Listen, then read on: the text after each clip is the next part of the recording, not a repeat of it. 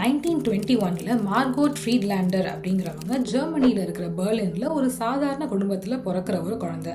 அவங்க ஒரு ஜூவிஷ் ஃபேமிலியை சேர்ந்தவங்க. ஜெர்மனியில் நாட்சிஸ் பவருக்கு வந்தப்போ ஜூவிஷ் கம்யூனிட்டியில் இருந்த பீப்புள் எல்லாரையுமே அவங்க அரெஸ்ட் பண்ணிட்டு இருந்தாங்க.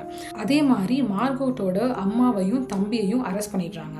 அவங்க அம்மா அரெஸ்ட் ஆகிறதுக்கு முன்னாடி மார்கோட் கிட்ட ஒரு மெசேஜ் கொடுக்குறாங்க. அதாவது try to make your life அப்படின்னு சொல்கிறாங்க. எப்படியாச்சும் உன் வாழ்க்கையை நீ உருவாக்கிக்கோ அப்படின்னு சொல்லிடுறாங்க. 21 வயசில் தனியாக அந்த பெர்லின் சிட்டியில் மார்கோட் என்ன பண்ணுறதுன்னு தெரியாமல் அவங்க ஹேர் கலரை மாற்றுறாங்க, அவங்க பேரை மாற்றுறாங்க, அவங்களோட மற்ற நான் ஜூவிஷ் ஜெர்மன் ஃப்ரெண்ட்ஸ் கிட்ட போய் ஹெல்ப் கேட்குறாங்க. அவங்க எல்லாரும் ப்ரொடெக்ட் பண்ணி அவங்க எப்படியோ எஸ்கேப் ஆகிட்டே வராங்க அரெஸ்ட் ஆகாமல். ஆனால் ஒரு காலகட்டத்தில் அவங்கள அரெஸ்ட் பண்ணுறாங்க.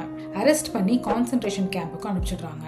அந்த கான்சன்ட்ரேஷன் கேம்பில் ஆல்மோஸ்ட் 1 வருஷத்துக்கு மார்கோட் பசி, பல கொடுமைகள், அப்படியே ஆல்மோஸ்ட் சாகிற நிலைமைக்கு போறாங்க. 1 வருஷம் கழிச்சு ஜெர்மனியில் நார்த் பவர் முடிகிறப்போ மார்கோட் ரிலீஸ் ஆகுறாங்க. அந்த கான்சன்ட்ரேஷன் கேம்ப்லேயே இருந்த இன்னொருத்தரை கல்யாணம் பண்ணிக்கிட்டு அவங்க யூஎஸ்க்கு போயிடுறாங்க. யூஎஸ்ல போய் 57 இயர்ஸுக்கு அவங்க வாழ்க்கையை வாழ்கிறாங்க.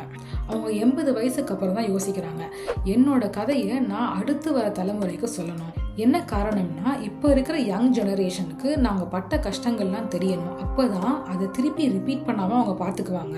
இன்னொரு முக்கியமான விஷயம் என்னென்னா, நமக்கு வாழ்க்கையில் நினச்சி பார்க்க முடியாத அளவுக்கு இழப்பு வந்தால் கூட அதுக்கப்புறம் இன்னொரு சான்ஸ் எடுத்து வாழலாம், அதோட எல்லாம் முடிஞ்சிடாது அப்படிங்கிறதையும் அடுத்த ஜெனரேஷனுக்கு அவங்க சொல்லணும்னு நினச்சாங்க. அவங்க அம்மா சொன்ன அந்த message try to make your life, அதுதான் அவங்க பயோகிராஃபிக்கு அவங்க வச்ச டைட்டில். May 9, 2025 அன்னைக்கு 103 இயர்ஸ் ஆன மார்கோட் ஃப்ரீட்லாண்டர் இறக்குறாங்க.